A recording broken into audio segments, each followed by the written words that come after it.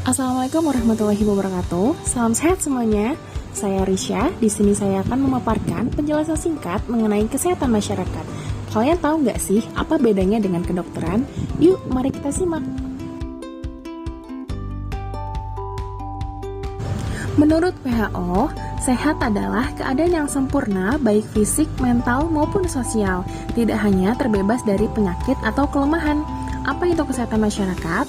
Kesehatan masyarakat adalah ilmu dan seni mencegah penyakit, memperpanjang hidup, dan meningkatkan kesehatan melalui upaya masyarakat yang terorganisir. Melalui upaya yang terorganisir dalam sanitasi lingkungan, pemberantasan penyakit infeksi, pendidikan kebersihan perorangan, pengorganisasian pelayanan kesehatan untuk pendiagnosisan sejak awal, dan standar kebersihan hidup. Lalu, apa bedanya dengan kedokteran? Dokter menangani masalah kesehatan yang klinis dan bersifat pribadi, sedangkan kesehatan masyarakat lebih berfokus untuk menangani masalah kesehatan yang mewabah di masyarakat dan bersifat umum. Kesehatan masyarakat pada praktiknya mempunyai kegiatan yang luas. Semua kegiatan, baik yang langsung ataupun tidak langsung, untuk mencegah penyakit, meningkatkan kesehatan, terapi fisik, mental, dan sosial, maupun pemulihan. Kesehatan fisik, mental, dan sosial adalah upaya kesehatan masyarakat. Apa saja sih ruang untuk kesehatan masyarakat?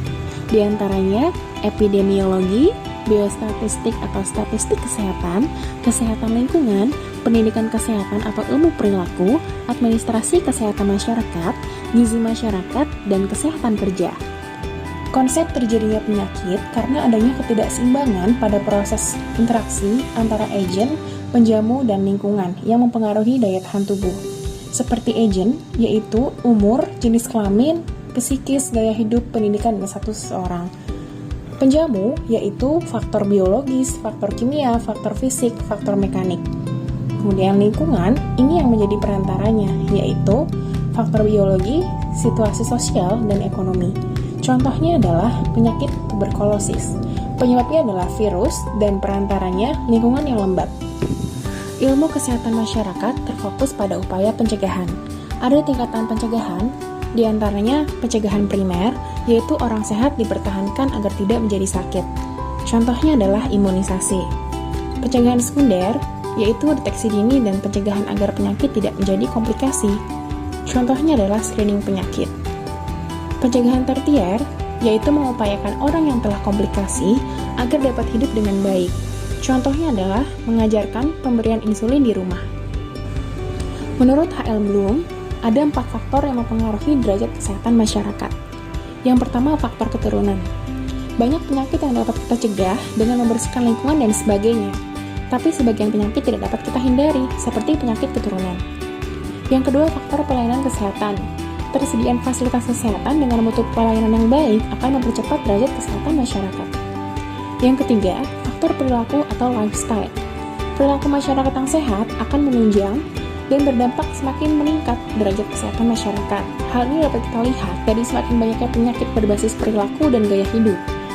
Misalnya, kebiasaan dari pola makan yang sehat dapat menghindarkan kita dari serangan banyak penyakit, diantaranya penyakit jantung, darah tinggi, stroke, obesitas, diabetes mellitus, dan lain sebagainya. Yang terakhir adalah faktor lingkungan.